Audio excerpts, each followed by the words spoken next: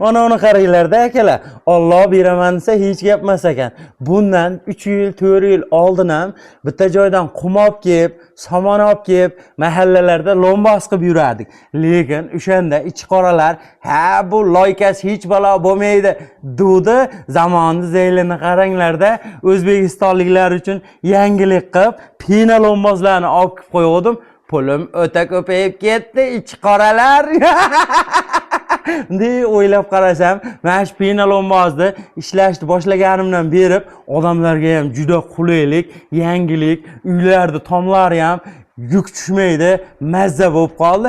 Kamiga bunday hisob-kitob qarasam, yo'q deganda bir oyda 2,5 ming, 3 ming, 2,5 ming, 3 ming dollar pul topyapman. Endi bunday hisoblab qarasam, bir yilda bu degani 25 ming, 30 ming dollar hamma yoqdan orttirib pul topyapman. Ichi qoralar, mabodo agar menga ichi qoralik qilsalaring, o'sha pullardan checha ajratib, jinnixona solib beraman.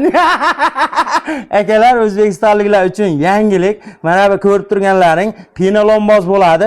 Uyingizga og'irlik tushmaydi, yengil bo'ladi. 5 santisi, ustakalarimiz 5 santisini vodiy bo'ylab 35 ming so'mdan qilib beryapti.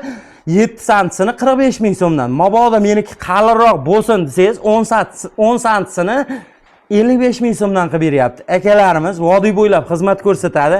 Toshkent voha bo'ylab kelishilgan narxlarda qilib beradi. Sizga ham mana shunaqa sifatli penalombozlar kerak bo'lsa, yangi uchastka solyapsiz-ku, o'sha yerga bosib boraverasiz. Boy aka, pastki nomerlarni qo'yib qo'yaman, aloqaga chiqaverasizlar.